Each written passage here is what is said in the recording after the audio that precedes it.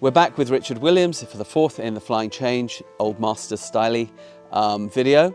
What we're going to be looking at now is how to have quiet aids, going from where the horse is like swinging and the rider's got to use quite strong aids to how do you refine it and refine it and refine it until the aids are almost invisible.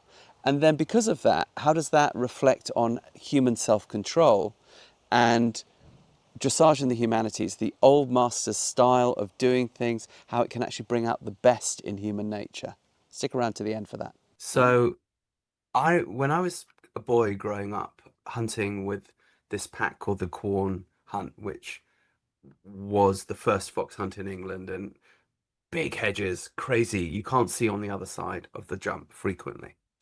And you're doing it, out of ridiculous, muddy, not good, maybe jumping off the road or whatever. And so the horses have to be pretty self-sufficient. And there was this guy called Lord Crawshaw. He was an aristocrat. And he had been a fighter ace during the war. He'd been shot down and he'd lost his legs. Shows how old I am, that I grew up in that generation. And he had prosthetics riding horses across country like this in a pack of about 100 horses. So quite a fashionable hunt. So there were lots of people going out and the horses get very excited and, pull and get unmanageable often in these situations. And if they get unmanageable, as you know, into a big fence, what they'll often do is they go in too fast, they'll take off early, they'll flatten, they'll hit the top rail, and you take a rotational fall. That's not good. So how do I know? Because I've taken more than I can count. And so he never got run away with. And his prosthetic legs were really long. He'd been cut off like just below the hip. So he didn't really have thighs to work with either. And I remember overhearing a lady asking him out hunting, Lord Crawshaw, how come your horses never run away with you out hunting? Because the rest of our horses do. And he said, his answer was great. He said, because if they did, madam, I wouldn't be able to stop them. So what happened, and then later, much later, I was also taught in handwork by a really cool French guy. He's still around, called Bernard Saxe. You should try to, I'll connect you with him. He lives not far from Paris. And he was an ex-stuntman who broke his back and he's in a wheelchair. And Bernard was one of the guys who really introduced me to in handwork. In handwork implies walking next to a horse. He's in a wheelchair. So he had someone behind him, maneuvering his wheelchair while he was, doing his horse. And he was working his horses in hand up and down the central aisle of his barn. These were all big Lusitano stallions, quite aggressive, all trying to bite the arse of the horse that he was trying to work with in his wheelchair. And I was like, dude, what are you going to do if this thing jumps on you? Because the thing bit his ass, He said, well, then, Rupert, I would die. And I said, so what's going on? He said, well, Ru, honestly, here's what I'll tell you. Generally, the horses in your barn will more or less, with some exceptions, take on the personality that you, or take on the culture of the barn that you set. So if you want to have hot horses and you're like, I'm a dude that has hot horses and I'm a dude that rides difficult horses, you'll have hot horses. If you say, well, I kind of can't have hot horses because, it's just too much for me, your horses will, with some exceptions, there'll be some who don't make the grade, but mostly they'll kind of be empathetic to you. Yeah. And that was it. That one was like that was a huge enlightenment moment for me. I was like, oh, I see, I am creating the horse. So all those hot horses that I thought I was so cool that I could ride, they weren't maybe not hot. Maybe they just thought that I wanted them to be hot. Oh shit, that was my ego at work. Oh gosh, okay. Mm-hmm. That helped me later, obviously, with working with people with autism and that sort of thing, to back completely away from this idea of, am I a good rider? Am I a bad rider? Is this correct? Is this not correct? And just go for, look, what works? Show me something that works, and I'll do that. And can we also do that with kindness? And can we have fun? Is it good crack? Does the horse Right. seem to be enjoying themselves? Am I enjoying myself? If I'm not enjoying myself, The horse isn't, what do I need to change? I need to change something. What do I need to change? And somehow just asking that question could Right. lift the heart in some way. And then I realized, oh, that people always talk about lightness. And I was like, but you can't look for lightness in the body. You've got to look for light. Well, you can, but it's not going to come from biomechanics. It's going to come from your heart. Are you light-hearted or are you not light-hearted? Are you approaching this dressage endeavor as an adventure, or are you approaching it as an endeavor? You know, those are two very different emotions. And also your heart, but also in your mind. Well, the two can't, they go together, right? Right, right, But your right, mind can be heavy.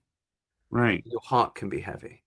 right. And if those two things are heavy, then let's forget lightness. Yeah, yeah. So I have this saying when I see a student maybe getting a little bit riled up or upset, and I just have these certain sayings, and one of them is remain calm, which presumes one thing, that you were calm to begin with. Mm.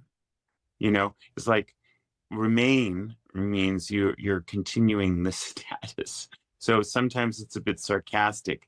And if we're not calm, then, take a deep cleansing breath, inhale, exhale, repeat indefinitely. Because then, often, when things are like that, people are holding their breath, Yeah. there. And so this is the beautiful thing about horsemanship. If you are open to learning what it has to teach you over our humble lifetimes, as it teaches us about ourselves. The Totally. horse is just a very hairy mirror. It's like a six-way mirror in a tailor's shop, with an unfortunate mirror overhead showing that thinning spot that you didn't think that you had because you had been working on that comb over. That if you really look at the horses, they are just large mirrors telling us about ourselves. Mm.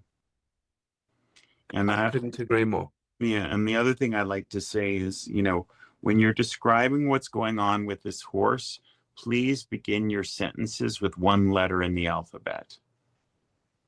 I am making this horse nervous. I am not breathing. I am challenged by the opportunity of turning right.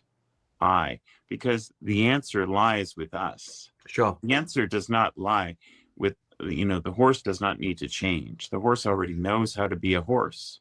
One So, thing I will say to that though is that one can very quickly go from there to a sense of shaming, and I think we all grew up with that, where it's always the rider's fault, almost as a like matter of honor and pride. yeah, And it's like sod that actually, because then all you do is again you create despair. yeah. But I do see the wisdom of what you're saying, which But is I that also, yeah, I also say to people, when I hear students, I try to get the students to talk, and they say, well, that's my fault, and I just say, well, yeah. let's just stop right there, because I am not a judgmental person. And I would like you to not be judgmental of yourself. And I'm not interested in fault at all. I don't want fault. Let's evaluate. Let's look at a situation and just see what is the information and what can we learn from it. Now, if things are not ideal and there's mistakes made, the mistakes are our window into learning. We're never going to learn anything on a day where we have the world's most wonderful ride that magically came together. We're going to have a great time, but we will learn nothing. We'll only learn if we make mistakes. So if we look at those mistakes and make it respectable to observe them without judgment, but evaluate them and say, this is going on, and let's just slow down. So making it respectable to talk about mistakes, and not in a blaming way or a fault way. Right. And the mistake is only in the mind of the monkey. because the Yeah, horse honestly doesn't give a fly. right. And Like, guess what? You know, the horse doesn't say oh, that was a bad shouldering. The yeah, horse so says, let's not even I'm call here. it a mistake. Let's Yeah, just call it an opportunity. And the reason I'm really expert already as a teacher in these opportunities for learning is because I've had many of these opportunities of mistakes myself. I'm an expert in making mistakes. absolutely. And, you know, Got a so as, PhD in them. yeah, as a teacher, I think it's good for the rider to hear that humility, not Absolutely. humiliation, but that you know, I'm learning from you today. Right, and also to tell the story of your own struggle with that particular exercise. I think Yeah, that's really encouraging for people to say, yeah. you know what, I struggle with. You think you're struggling, dude? You should have seen me. I did this, I did that. Believe me, you're doing good. Well, Yeah. shoulder in is an example. Jula had this horse at the Tattersall, and I think it must have been, it was probably around 98 or 99. So like, you know, several decades ago. And it was a chestnut horse that was for sale. And he's like, Richard, I just want you, you know, it had already been sold. He was like, but the horse has to be ridden, it has to be exercised. So I just want you to ride this horse. And it was really just for a chestnut, not even for a chestnut. It was a great horse. I just loved it. And I'm like, oh my God, I'm so sad it's leaving tomorrow. And I only got to ride it like 1 or 2 times. And I went down this, and he's like, Richard, down center line, shoulder in left. And he got out of his chair and he started yelling and screaming. It's like, Richard, this shoulder in that you did was a 10. This was a 10. And I'm like, okay, 99. And I think I started in, you know, 76. So it's only been like 24 years. And finally I got a thumbs up. And then, but I actually felt it, and it was the one to the left. And he's like, well, the one to the right was okay, but the one to the left was very good. And I do remember this one day where I actually got, after 24 years, a really good shoulder, and it felt completely different. And then I'm like, okay, yeah, thank you. I remember this moment in time where it actually crystallized, having tried for 2.5 decades. Yeah. So, But had fun along the way. That's oh the yeah. thing. Yeah. I actually thought I was doing shoulder in before. Yeah. But you probably were. You know, you probably were. And they were probably fine. You were Yeah, probably on a plateau of 8.5 for a long time. right. And, you know, that's jolly respectable. Yeah, But when you're having a go at 6, it's also respectable. It's yeah, right, the horse, yeah. you know. Yeah, absolutely. And I think that's why I generally will encourage quote unquote dressage riders, don't limit yourself to dressage. Nobody ever did in the old days.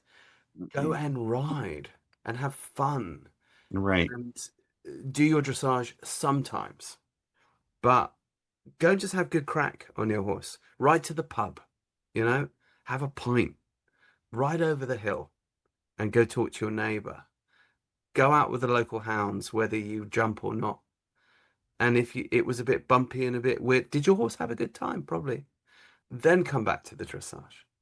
Yeah, enjoy. Otherwise, it's just an exercise in, it's just purgatory on horseback. Yeah, chasing that perfection.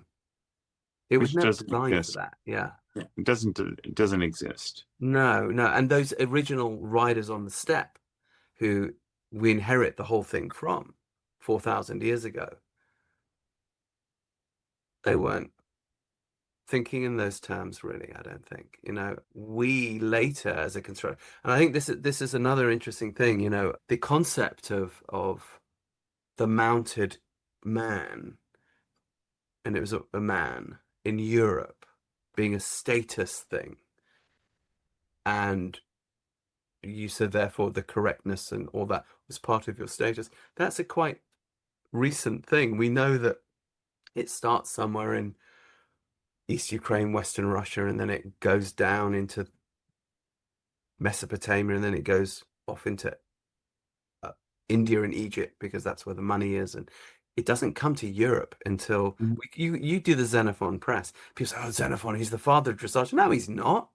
He came in thousands of years after all these other dudes with other Right. color skin had been doing it, and it was only when the Greeks imported the sucker, which is expensive to import something is expensive. Because Greece isn't horse country. It's mountains to the sea, right? It's foot soldiers and ships and maybe some rough ponies that you've got, maybe some chariot work, but not the types of horses that were coming out of Persia. Xenophon himself says, I learned this stuff over in Persia. I was a mercenary in Persia. That's where I learned it.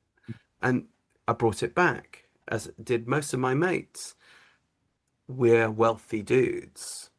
The equite, the knight, it became in Rome, but also in Greece, you couldn't vote unless you were part of that class who could afford horses and the land to keep the horses on and all of that stuff. And so this idea that we have of this prestige and status and, blah, blah, blah, and you've got to sort of project that through the correctness with which you do it. And then, of course, later in the Renaissance, the art of the courtier, the art of the diplomat, becomes, you've got to be a very brilliant rider as well as a brilliant mathematician and astronomer and have 10 languages and be a fencer and a dancer and all these things. So you got to have these skills. Yeah, we understand. But that's not where it started. It started with like rough families living in yurts. Can we do it in that spirit? And if we can do it in that spirit, might we have more fun?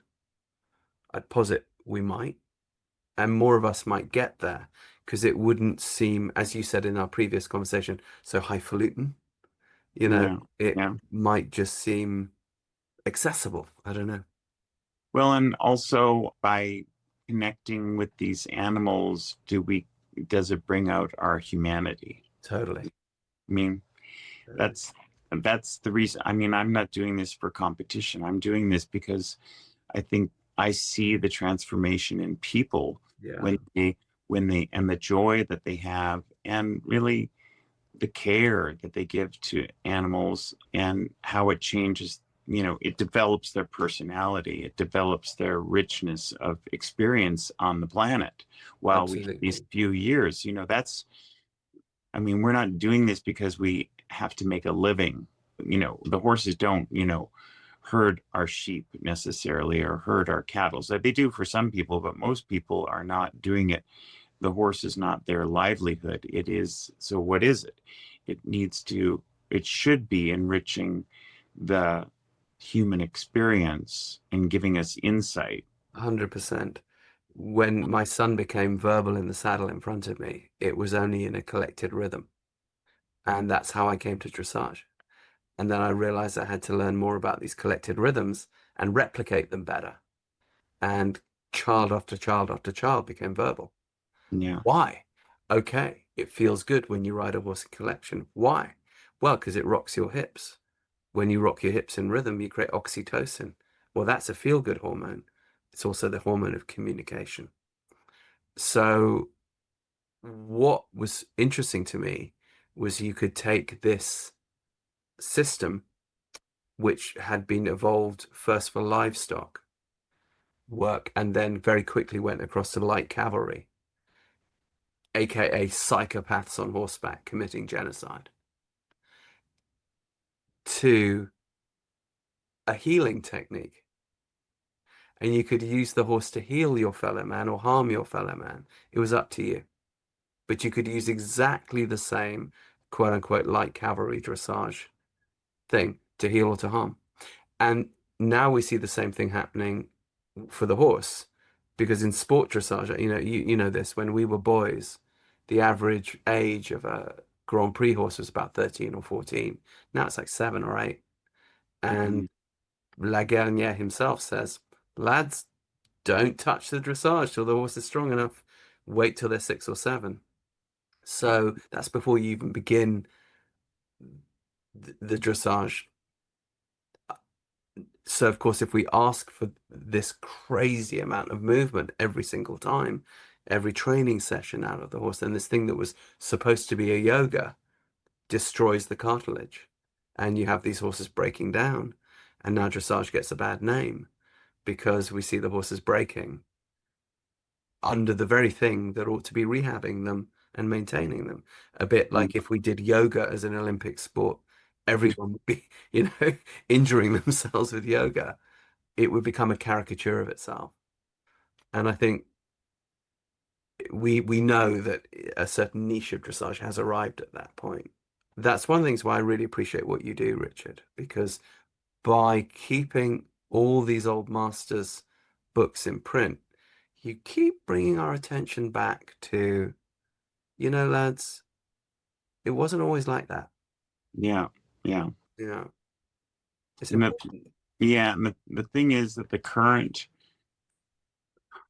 I think one saving grace is that the current, small faction, although very visible faction of derailed competitive dressage, because there are people in the competition world where it's not like that. Yeah, sure. That are trying to You're right. They're You're trying right. to represent, but there doesn't seem to be a lot of, The judges don't want to see it. They won't reward that. yeah. We know that. But they don't seem to be documenting like in how-to manuals, because it's all jealously guarded, barn secrets, or maybe they don't want to document it because it's not being done with kindness. They'd probably be arrested if they, if we actually knew how some of this training is going on, because we've already seen some videotapes of, Sure. the beatings and whatnot. Anyways, it's good to talk to you as always. Thank you so much for this opportunity. It's my pleasure. All right. Well, I think we philosophized ourselves sufficiently up our own backsides to make it worthy of another book. I just want to say thank you. I don't think we have a chance, we the collective, we the writing community, to have these types of discussions enough about how to take the old dead dude stuff and apply it as we can to our modern context. And Richard, we could not do it but for you. Some poor bugger has to go out there and go through the angst of trying to publish these things, and it's not easy. Yeah. So thank you for doing it. Yeah, and also translate them, that because a lot of this information is buried in, European languages. I have my list. I just don't like to say my list of my, I would love to see Solomon de Lebrun but it's a huge, thick thing, and it's old French. And I would love to see Pignatelli, if we could find the original manuscript, yeah. Of what? Pignatelli, if we could find the original manuscript, yeah. Right. And Marialva, the Luz de Liberal Art, where obviously I've been told that he basically paraphrases 1790, but it's like, okay, I'm interested in somebody paraphrasing de la Guérinière, it's like, that would be good, a Portuguese guy. And he also can't be that simple, because he was writing down the rules for Réoneo, for the bullfight. Right. It couldn't have been more in there. Yeah. So, I have my list, but I hate to put the list out there because I don't know if I'm going to get to it all. Right. That's the thing. Some of these things have been, on the list for 5 or 10 years, Yeah, but the fact is you do them. And I can attest to it. Anyone who's watching, if you take these old books and you try and work from them, you do get results. You do get results. They do actually work. They're not just ideas. They're super practical. And yeah, someone's got to take that time and money and heartache to put those things out there. And you do. Also, this discussion that we're having now, I think people, the world is a big place, but we need more discussions like with living people who are trying to do this, where we're not being competitive with one another. It's like, oh, wow, I learned so much from you today. And I'm just trying to be humble and just say, okay, somebody else has figured stuff out because they have their own lifetime and they've had their own unique experiences that are completely different than mine, completely different, even though we're both, in the horse thing. You have a huge, rich experience, some of which was circumstantial and some of which was, and how you were raised, and some of which was out of necessity. You were trying to figure out things for your son, and then are now benefiting, you know, hundreds of people, thousands of people. It's good. It's good. You're kind. Yeah. Well, let's keep it going. We keep the traditions alive for the hopefully the benefit of monkeys and ponies. Yes. Monkeys and ponies. All right, Yeah. my friend. I Okay. will let you get on with your day. Okay. I would like to reconvene on the next one and maybe go to the 19th century. Yeah. Did we do Yeah. that? Yeah. Please. Yeah. Yeah. Okay. Unpick Thank you. all that crochet business. All right. I will see you on the next one. Okay. Thank you, sir. Okay. Have a good You one. too. Bye-bye. Okay, so that was the end of the fourth of our series of 4 on Old Masters flying changey stuff. If you liked it, please thumbs up, please subscribe, please tell a friend. Down below, look for that Helios Harmony free introductory course to how to teach your horse to do all of the Old Masters stuff and have fun doing it, and your horse have fun doing it. If you want to do all of this in person with us and our lovely ponies, please shoot us an email on that site. Check out Xenophon Press for their incredible books on the Old Masters. If you really like what we're doing here, there's a thank you button down below. Just shoot us a few bucks. If enough of you do that, it really, really helps us to set aside the time to make more content. And we'll see you on the next one.